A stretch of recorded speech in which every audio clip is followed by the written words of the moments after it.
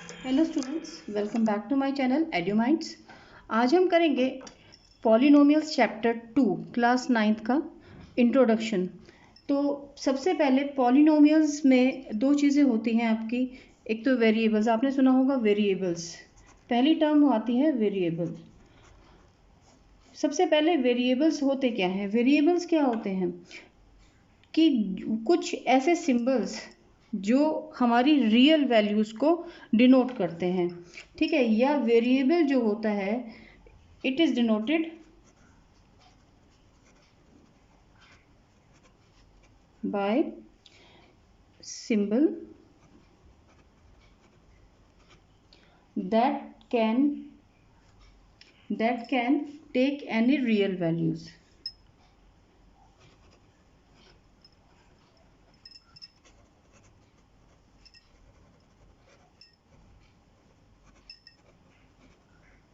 यानी कि real value क्या कि जैसे हम कहते हैं कि कविता के पास 4 एप्पल हैं और मनोज के पास कुछ एप्पल्स हैं, तो दोनों को मिला कर के टोटल नंबर ऑफ एप्पल्स 20 हो रहे हैं। तो हमें पता है कि कविता के पास 4 एप्पल हैं, तो हम मनोज के एप्पल्स को एक्स से डिनोट करेंगे, ठीक है, या ए से डिनोट करेंगे, या वाई से डिनोट करेंगे, या जेड से डिनोट करेंगे।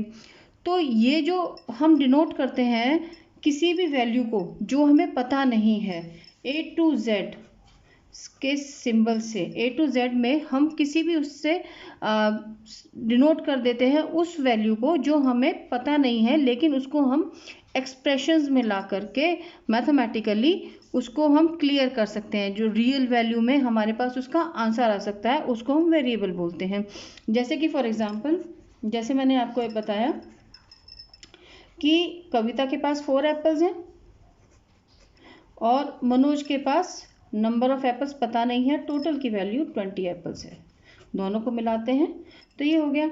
तो 4 प्लस में x इक्वल्स टू 20, ये हमारी एक एक्सप्रेशन बन गई, ठीक है, एक टर्म बन गई। तो हम x की वैल्यू हो जाएगी 20 माइनस 4, यानी कि x की वैल्यू हो गई 16, यानी कि एक रियल वैल्यू आ गई हमारे पास ये। तो यानी कि वेरिएबल जो होता है एक ऐसा सिंबल होता है जो एक किसी भी एक रियल वैल्यू को रिप्रेजेंट कर सके या डिनोट कर सके, ठीक। और उसी तरीके से हम उसको एज्यूम भी, मतलब यहाँ पर वेरिएबल वो है जिसको हम एज्यूम कर सकें। कोई वैल्यू को एज्यूम करने के लिए भी हम वेरिएबल का यूज़ करते हैं।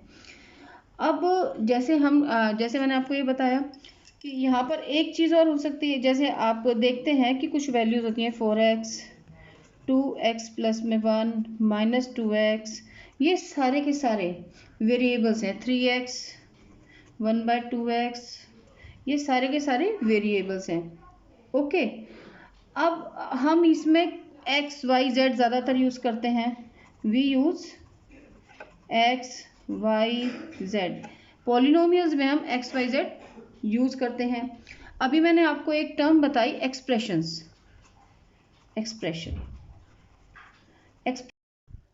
एक्सप्रेशंस क्या होते हैं? जब किसी चीज़ को एक्सप्रेस करते हैं, एक्सप्रेशंस वर्ड अपने आप क्लियर करता है कि जब हम किसी चीज़ को एक्सप्रेस करते हैं। लेकिन मैथ में हम ये एक्सप्रेशंस कैसे करेंगे? मैथ में एक्सप्रेशंस जो होती हैं वो मैथमेटिकल रिलेशंस को बताती हैं कि कोई भी रिलेशन क्या है कि जैसे 2x प्लस 1 और 3 इंटू एक्स या 4x डिवाइडेड बाय 2।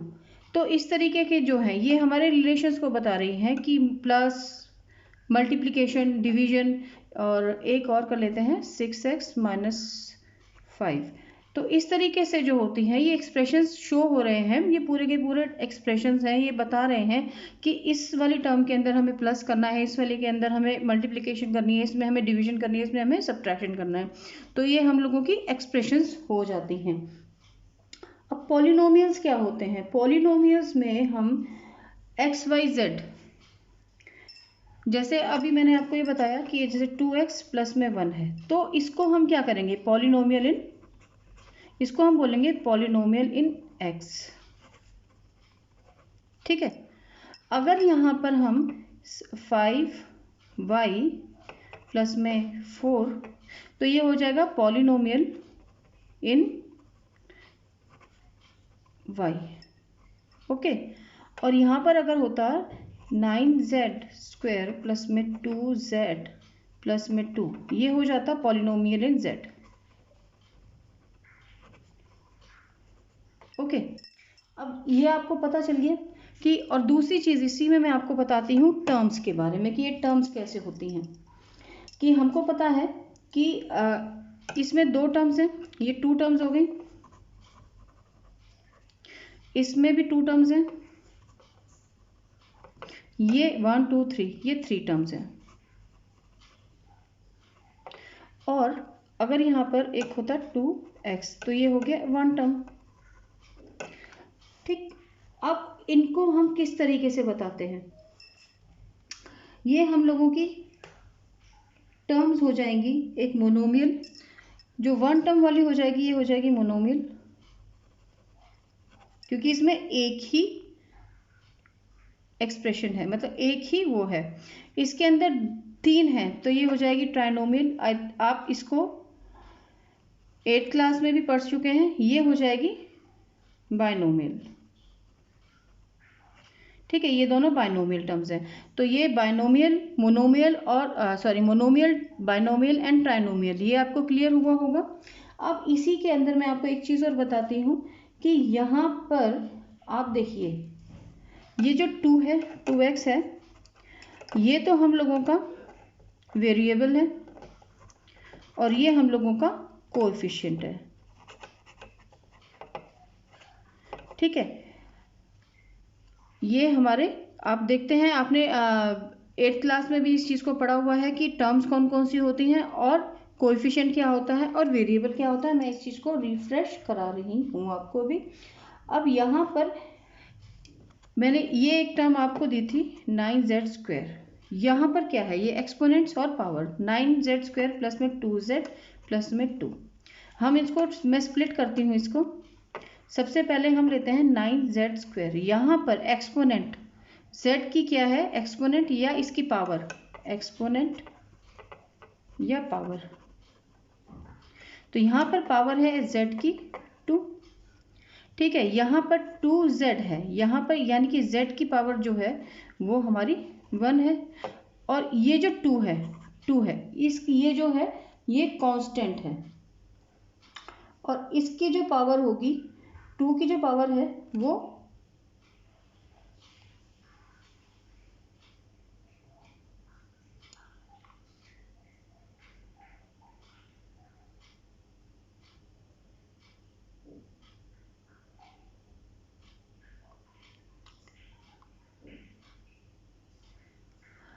टू की जो पावर है वो हमेशा 0 होगी, कांस्टेंट होगी। कांस्टेंट की जो पावर है वो 0 होती है। मैं अभी आपको आगे चल के बताऊंगी इस चीज़ को। और बाकी इसके अंदर देखिए, जो एक्सपोनेंट्स और पावर की जो कुछ कंडीशंस होती हैं कि एक्सप्रेशंस के अंदर क्या कंडीशंस होती हैं, पावर्स की कंडीशन होती हैं कि जो एक्सप्रेशंस में जो पावर होती है, पावर जो होती है वो होल नंबर में होती है हमेशा। ठीक है, और जो आप देखिए, मैं कुछ एग्जांपल्स के थ्रू बताती हूँ कि जैसे हमारे पास जो पॉलिनोमियल नहीं होंगे, किस तरीके से पॉलिनोमियल नहीं होंगे, कि अगर हमारे पास 5x है प्लस में 5, तो यहाँ पर जो x है, हम इसको ऊपर लेके आएंगे, x की पावर हो जाएगी -1, तो ये भी एक पॉलिनोमियल नहीं होगा, पॉलिनोमियल नहीं होगा। इसकी पावर, मतलब पॉलिनोमियल की जो पावर होती है वो होल नंबर में होनी चाहिए, पॉजिटिव होनी चाहिए, नेगेटिव में नहीं होनी चाहिए। दूसरा है कि हम अगर देखिए 3√x प्लस में 5 करते हैं, तो यहाँ पर x हो जाएगा 1/x, तो इस तरीके से भी पावर नहीं होनी चाहिए। और एक अगर हम करते हैं कि 3√z इक्वल्स -3, तो यहाँ पर z की पावर हो जाएगी 1/3, ये हो जाएगा 1/3, तो ये भी हमारी पॉलिनोमियल की इक्वेशन उसमें नहीं फिट बैठता है। एक अगर हम लेते हैं कि एक और बता देती हूँ, y का भी बता देती हूँ कि 8 अंडर रूट y माइनस 6। यहाँ पर भी y की जो वैल्यू होगी 1/y होगी, तो ये भी एक हमारा पॉलिनोमियल नहीं होगा, मतलब इसकी ये भी एक जो पावर है वो भी वैलिड नहीं होगी। तो इसके लिए मतलब ये जो कंडीशंस हैं ये बताती हैं कि ये फुलफिल नहीं करती हैं पावर होने के लिए होल नंबर्स, और कंडीशंस हैं ये बताती हैं कि एक्सप्रेशंस में जो पावर होगी वो हमेशा होल नंबर में ही होगी, नेगेटिव में नहीं होगी, इस तरीके से नहीं होगी। ओके, नेक्स्ट है degree in polynomials. Degree power को ही बोलते हैं। तो देखिए, और डिग्री कैसे पता करेंगे ये मैं आपको बताती हूँ कि एक एक्सप्रेशन है 3x4 की पावर 4 प्लस में 9x की पावर 6 प्लस में 5x। तो यहाँ पर जो हाईएस्ट पावर होगी, तो यहाँ पर हाईएस्ट पावर x की, यहाँ पे वेरिएबल सेम है, तो हाईएस्ट पावर होगी हमारी 6, तो यहाँ पे इसकी डिग्री हो जाएगी 6। ओके, ये हो गई इसकी 6। इसी तरीके से अगर हम देखते हैं 9x की पावर 9 प्लस में 6x की पावर 2 प्लस में 3 की पावर 3 की 1 रहे, यहाँ पर 0 है, तो यहाँ पर हाईएस्ट पावर x में क्या है 9, तो डिग्री हो जाएगी 9। ओके, अब जैसे 4z है हम लोगों के पास, तो यहाँ पर इसकी पावर 1 है, तो यहाँ पर डिग्री हो जाएगी 1।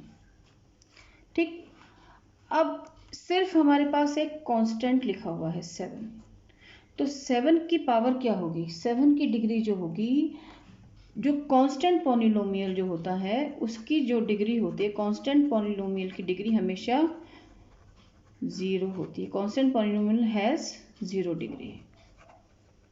ठीक है, 0 डिग्री रहती है कांस्टेंट पॉलिनोमियल की।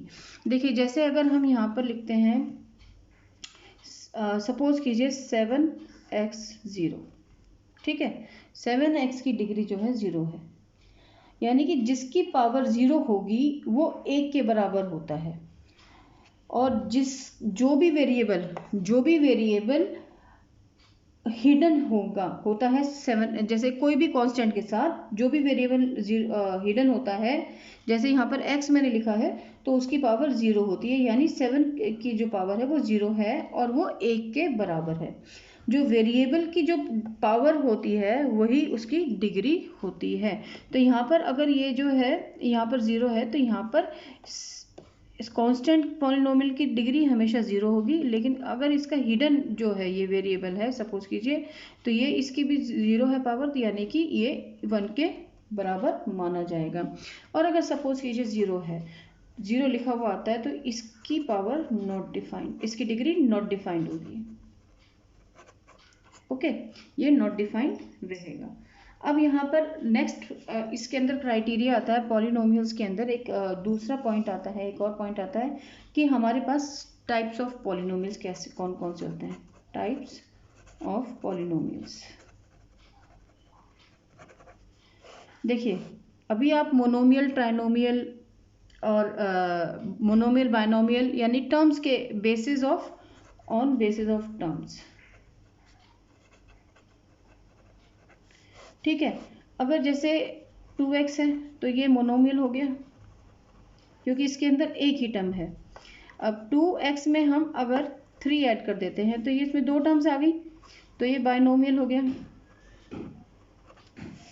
और अगर 2x प्लस में 4x प्लस में 3 इक्वल्स टू ये हो गया ट्राइनोमियल। तो ये टर्म्स के बेसिस पे हमारे मोनोमियल्स को हमने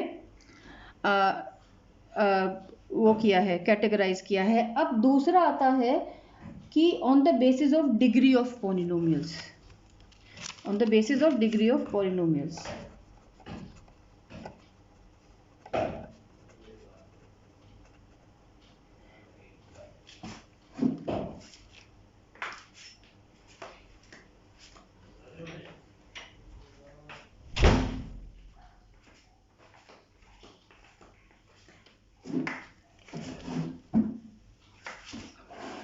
on the basis of degree of polynomials. अब डिग्री के बेसिस पे पॉलिनोमियल्स 3 टाइप के होते हैं। पहला होता है लीनियर पॉलिनोमियल। लीनियर पॉलिनोमियल में क्या होता है? लीनियर पॉलिनोमियल में जैसे हम लोग हैं 4x 2x + 5 और 4z - 7। अब ये देखिए लीनियर पॉलिनोमियल क्या होता है? लीनियर पॉलिनोमियल जिसमें हाईएस्ट डिग्री जो होती है वो 1 होती है। हाईएस्ट डिग्री 1 होगी, हाईएस्ट डिग्री 1 होगी, तो उसको हम लीनियर पॉलिनोमियल बोलेंगे। अब आता है दूसरा क्वाड्रेटिक पॉलिनोमियल। क्वाड्रेटिक पॉलिनोमियल के अंदर जैसे मैं आपको बताती हूँ 3y² 4x² 9x2 7x² plus में 4 या 5y² प्लस में 3। अब देखिए यहाँ पर हाईएस्ट डिग्री कौन सी है? 2 है, तो ये हो जाएंगे जिनमें हाईएस्ट डिग्री जो होगी 2 होगी वो क्वाड्रेटिक पॉलिनोमियल कहलाएंगे। नेक्स्ट आते हैं क्यूबिक पॉलिनोमियल। क्यूबिक पॉलिनोमियल क्या होते हैं? जैसे कि यहाँ पर हम 3y था, यहाँ पे 7x³ 9y³ 5z³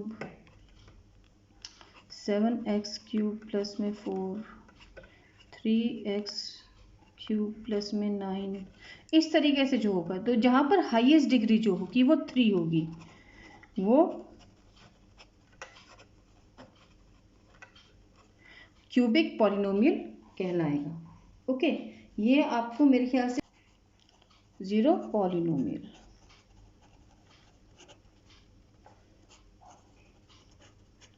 ठीक है, जीरो पॉलिनोमियल क्या होता है? जीरो पॉलिनोमियल देखिए जहां पर एक ऐसा नंबर या ऐसा जिसे वेरिएबल की जगह रख दें तो वो जीरो ही आंसर आएगा। ठीक है, तो पहले मैं लीनियर पॉलिनोमियल में आपको बताती हूँ कि जीरो पॉलिनोमियल क्या होता है। कि जब लीनियर पॉलिनोमियल के अंदर हम जीरो पॉलिनोमियल देखेंगे तो वो क्या होगा कि ठीक है, ये मैंने टर्म ले ली। अब ये मैंने टर्म ली है तो यहाँ पर एक ऐसा वेरिएबल ढूंढना है हमें कि जो 3 जिसमें से हम 3 माइनस करें तो हमारा आंसर 0 आए। तो अब देखिए इसको कैसे करेंगे कि यहाँ पर सॉल्व करते हैं इसको। यहाँ पर 0 = x - 3, तो x को यहाँ पर छोड़ेंगे और ये जो 3 है ये आ जाएगा लेफ्ट हैंड साइड पर, तो यानी कि ये 3। अब ये एक चीज़ ये देखिए, अभी पहले मैं ये बता देती हूँ, फिर उसके बाद क्वाड्रेटिक बताऊंगी और फिर मैं आपको एक चीज़ बताऊंगी।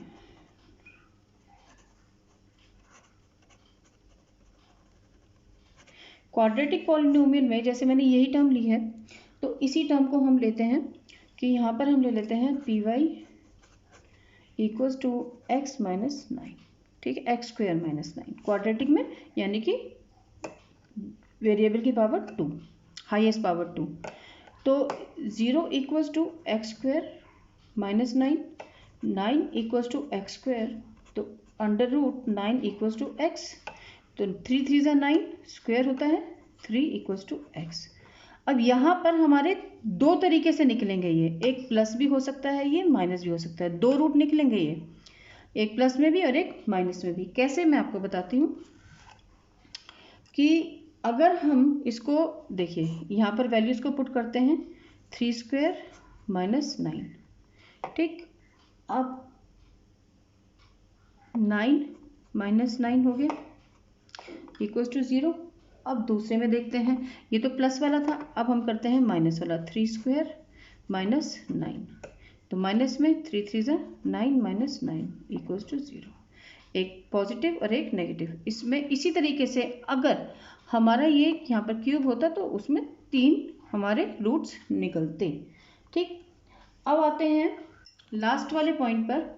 इस वाले इंट्रो के लास्ट पॉइंट में है पॉलिनोमियल्स इन मोर देन वन वेरिएबल।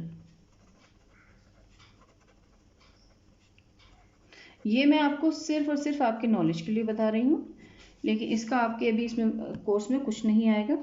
जैसे देखिए 4x² प्लस में 5y² प्लस में 2z प्लस में 6, यानी कि ये जो पॉलिनोमियल्स हैं ये एक से ज़्यादा उसके अंदर हैं। अलग अलग वेरिएबल्स हैं, x भी है, y भी है, z भी है। ये आपके सिर्फ नॉलेज के लिए मैंने आपको बताया है। अगर आपको ये इंट्रो समझ में आया हो पॉलिनोमियल्स का, एक लाइक ज़रूर कीजिएगा। मिलते हैं नेक्स्ट वीडियो में एक्सरसाइज 2.1 के साथ। Till then goodbye and take care.